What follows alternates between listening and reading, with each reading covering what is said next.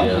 Sebentar, apabila pada kesempatan pagi hari ini saya ingin menyampaikan tugas saya selama mengikuti CGP angkatan 7 yang dimana kami sudah memasuki di modul 3.1 wawancara dengan kepala sekolah atas kasus-kasus yang ada pernah dialami pihak sekolah. Jadi saya mohon waktu sebentar Pak, Ya. ingin menyampaikan beberapa pertanyaan. Yang pertama Pak, artinya dalam selama ini di sekolah yang Bapak pimpin, kasus-kasus yang merupakan kasus dilema etika ataupun rujukan moral yang ada di sekolah. Selama ini di sekolah kita, khususnya di SMP N13 pada 4 ini, khususnya di kelas 7 ada siswa yang bernama berjenis kelamin laki-laki. Ya, dia mempunyai kurang dalam hal belajar mengajar. Ya. Di sini di satu sisi sebenarnya anak ini seharusnya dimasukkan di sekolah khusus, ya, di sekolah khusus, dan di satu sisi dia harus masuk di sekolah ini karena jarak dan waktu dari tempat karena kita ini kan satap Pak, dari jauh ke Tamiang yang ada sekolah khusus untuk anak-anak yang mempunyai kebutuhan khusus ini. Terima kasih Pak. Jadi selanjutnya bagaimana Pak artinya dalam Bapak mengambil keputusan di sekolah ini, terutama atas kasus-kasus yang telah Bapak sampaikan tadi, yaitu yang ada dua kepentingan, yaitu yang ada unsur sama-sama benar, Ya. dan sama-sama mengandung nilai kebajikan. Ya. Jadi bagaimana Pak artinya Bapak mengambil keputusan? Dalam hal mengambil keputusan masalah anak khusus ya ini, ya, saya mengambil kebijakan bahwa tetap dilaksanakan di proses belajar mengajar, dia tetap masuk di kelas di sekolah kita ini karena berhubungan untuk sekolah khusus ini jauh. Jadi saya menugaskan di sini beberapa orang guru, termasuk wali kelas, guru BP, dan guru-guru yang lain untuk memantau perkembangan peserta didik yang ada bermasalah yang ini. Sebenarnya di satu sisi Pak, ini sebenarnya dia harus tempatkan di sekolah khusus. Sebagai pimpinan di sekolah ini, maka saya tetap menerima di sekolah ini dan saya tempatkan di kelas 7. Mungkin itu Pak. Selanjutnya langkah-langkah dan ataupun prosedur seperti apa Pak yang Bapak lakukan selama ini dalam pengambilan keputusan tadi Pak?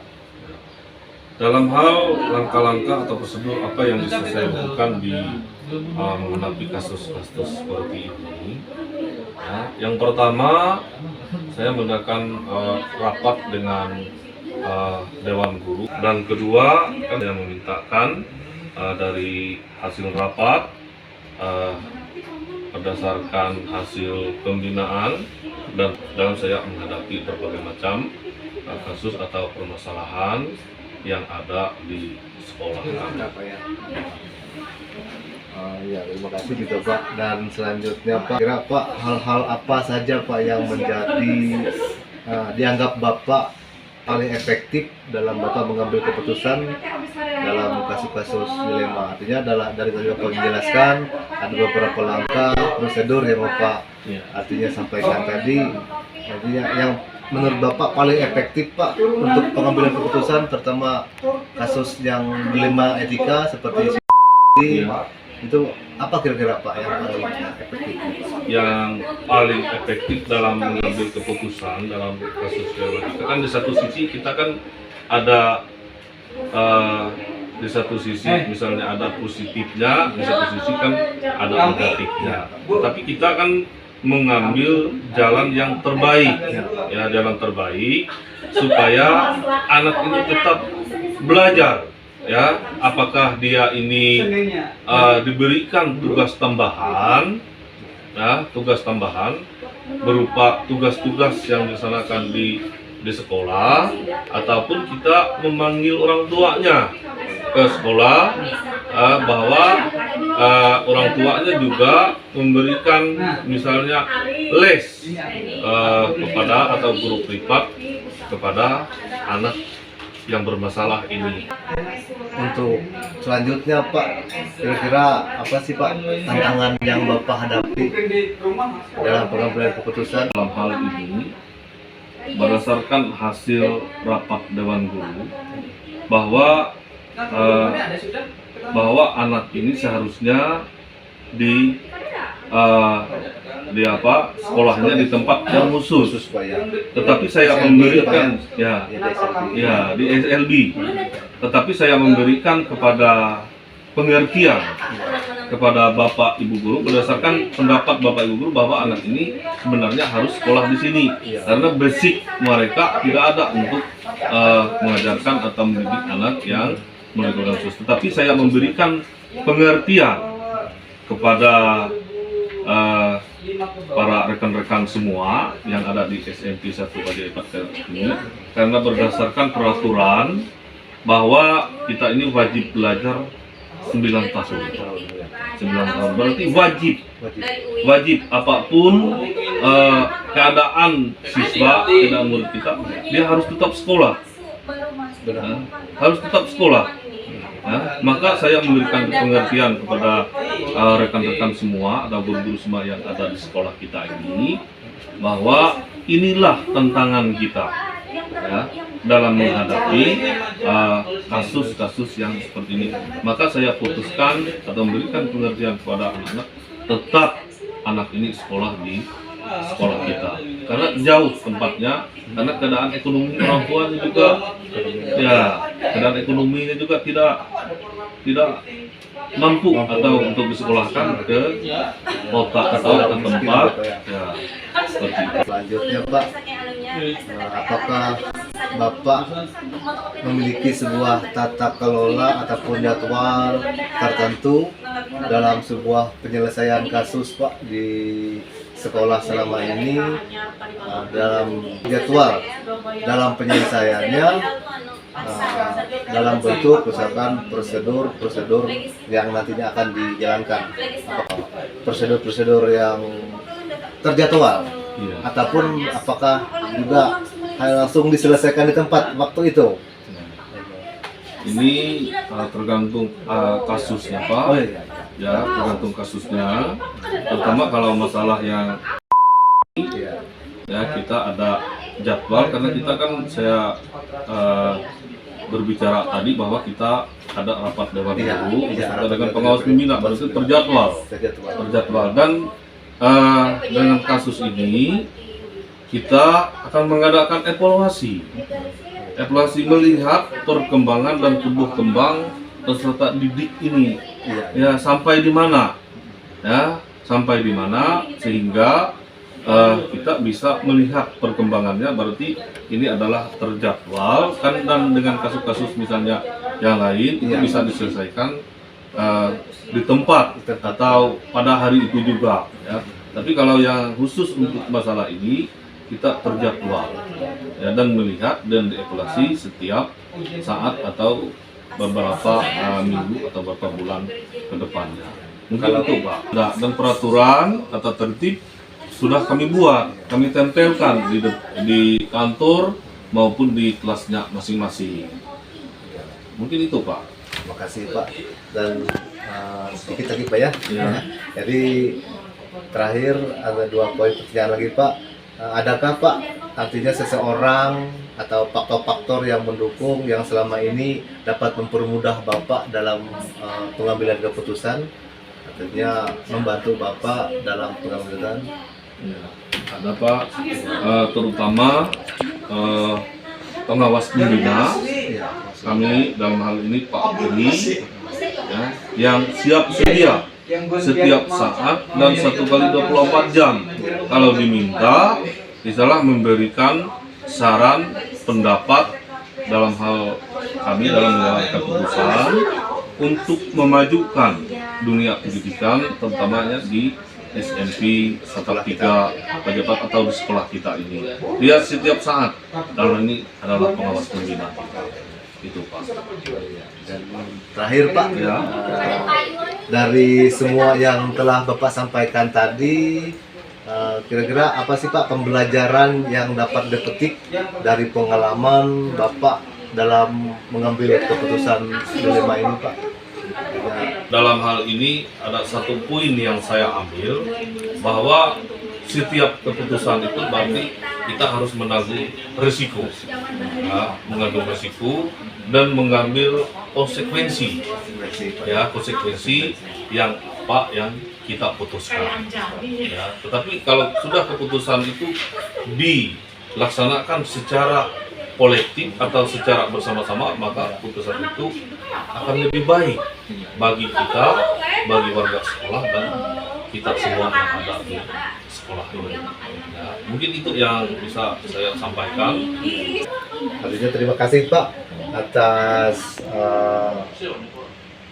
jawaban-jawaban pertanyaan-pertanyaan yang saya lontarkan ini, dan sesuai juga dengan apa yang menjadi tugas kami di calon grup penggerak untuk mempertanyakan segala keputusan yang Bapak ambil di sekolah. Jadi akhir kata ya mengucapkan sekali lagi Pak banyak terima kasih atas jawaban yang Bapak berikan. Dan saya untuk ini saya kira cukup Pak. Ya. Terima kasih Pak Ya. atas waktu dan kesempatan yang diberikan kepada saya untuk wawancara pengambilan keputusan Ya. ini. Itu Pak, terima kasih atas bantuannya Pak. Salam sukses Pak. Ya, selamat pagi. Selamat pagi Bu Sayan. Mohon maaf pengganggu waktunya Bu ya. Jadi kedatangan saya hari ini sesuai dengan apa yang saya sampaikan kepada Ibu kemarin, yang dimana tugas kami selaku calon grup penggerak di Angkatan 7 ini, dan kami sudah memasuki modul 3.1 mewawancarai kepala sekolah dalam kepala sekolah mengidentifikasikan dan pengambilan keputusan atas kasus-kasus yang dialami di sekolah, khususnya sekolah ibu pada kesempatan pagi hari ini Bu ya. Iya. Jadi mohon maaf Bu ya, dan minta waktu sebentar mengganggu kegiatan aktivitas ibu di sekolah. Iya. Ya. Terima kasih, saya sebagai kepala sekolah di SD 1 ini Ya. menerima ya, apa yang ingin dilakukan oleh Bapak mewawancarai saya sebagai kepala sekolah di sini. Apa yang bisa saya bantu, mungkin saya bisa membantu memberikan jawaban. Ya. Terima kasih Bu ya, Ya. atas bantuan Ibu yang memberikan waktu dalam wawancara ini. Nah, jadi langsung Bu ya, kita langsung pertanyaan. Bagaimana Bu ya dalam beberapa tahun terakhir ini, apakah Ibu ada dapat mengidentifikasikan beberapa kasus dalam sekolah Ibu, baik itu kasus-kasus dilema etika ataupun kasus-kasus rujukan moral Bu? Iya. Selama beberapa tahun ini ya, Iya Bu. ya mungkin ada yang kami di sekolah kami yang kami selama ini, terutama di kelas rendah. Kelas rendah biasanya di kelas 1 dan 2 ini anak-anaknya masih dekat dengan orang tua, dan jadi mereka masih mau mendengarkan apa yang kata orang tuanya. Kalau kata orang tuanya begini, mungkin mereka yang ngikuti. Ikuti orang Ya, tua. masih belum bisa diberikan aturan-peraturan sekolah itu seperti apa. Ah, Mungkin itu yang kasus yang selama ini ada di sekolah ada di kami. sekolah itu Ya. ya. Jadi kasusnya antara orang tua dengan sekolah Bu ya. Jadi lalu Bu, selama ini jadi bagaimana Ibu menjalankan pengambilan keputusan atas kasus yang ada di sekolah Ibu, terutama ya tadi Ibu bilang kasus yang ada mengandung kepentingan yang sama-sama benar, Bu, ya, maksud Ibu, atau sama-sama mengandung nilai kebajikan, Bu.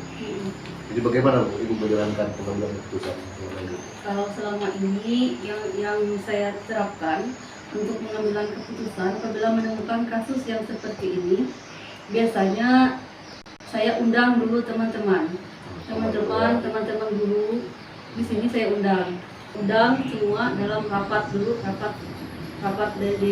sekolah, Bapak ya, Dewan Guru Bu ya. khusus Dewan Guru. Bagaimana Rapat, ya. solusi untuk masalah tersebut? Mungkin itu yang pertama kami lakukan ya, di sekolah itu. Iya, iya. Lalu Bu, kira-kira langkah-langkah ataupun prosedur seperti apa Bu yang biasa Ibu lakukan di sekolah Bu? Langkah-langkah prosedurnya Bu? Langkah-langkahnya Iya. yang pertama kan mengundang Mengundang, semua teman-teman, teman guru, ya kami undang bagaimana solusi. Kemudian biasanya kami mengundang si anak tadi, ya diundang, kalau kami tanyakan dengan baik-baik. Biasanya kalau ditanya secara apa maksudnya itu dan keras gitu, Iya, mereka susah dulu, apalagi yang itu untuk usia SD kelas rendah, mereka tidak bisa kita dengan kekerasan seperti itu. Tapi kelembutan Harus Bu ya. dengan lemah lembut Ya. ditanyakan kenapa seperti ini, lalu teman-temannya itu diundang juga di ke kantor, tetangga terdekatnya kenapa, Iya. tapi tidak bersamaan Tidak biasanya, bersamaan, ya. tidak bersamaan itu setelah undang dengan dulu. Nah itu langkah-langkahnya. Setelah kami tahu, misalnya tahu permasalahannya, oh ini karena ini, Iya. lalu karena orang tuanya misalnya harus panen padi di tempat yang jauh, Iya. masa dia harus meninggalkan anaknya sendiri di rumah.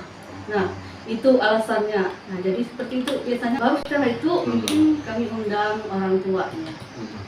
Itu langkah-langkah. Ya, untuk kami mengambil keputusan harus tahu dulu akarnya. Iya. Hal apa Bu yang selama ini Ibu Sertani anggap sebagai artinya pengambilan keputusan pada kasus dilematika itu, hal yang Ibu anggap efektif Bu, paling efektif untuk ya, menyelesaikan iya, kasus untuk itu. pengambilan keputusan, artinya bagaimana Ibu mengambil keputusan, jadi hal apa Bu Yang yang paling efektif efektif. bagi Ibu? Kalau menurut saya yang paling efektif itu kita tidak boleh mengambil keputusan sendiri. Harus mendengar dari si anak, dari teman-teman, dari orang tua, dari tetangganya, dari teman dia bermain, harus dengarkan dulu. Kita tidak boleh mengambil keputusan atau mengatakan si anak itu dia tuh harus dihukum. Ya, kita tidak boleh. Jadi yang paling efektif kita dengarkan dulu, baru kita olah, baru kita pikirkan dulu, oh ini keputusannya. Kita tidak boleh menambah. Yang paling efektif seperti itu. Semua guru juga harus proaktif mengeluarkan pendapat. Ya. Terima kasih Bu. Selanjutnya yang ingin saya tanyakan adalah hal apa saja Bu yang ada di pikiran Ibu yang selama ini merupakan tantangan Bu, tantangan dalam Ibu mengambil keputusan pada kasus-kasus. Kalau tantangan, misalnya kita keputusannya kita biarkan, oh kita toleransi, tidak apa-apa seperti itu. Mungkin akan ditiru oleh teman-teman yang lain. Itu mungkin tantangan bagi kami, ya. Mungkin akan ditiru oleh siswa-siswa yang lain. Ya, bukan itu. Oh, boleh seperti itu.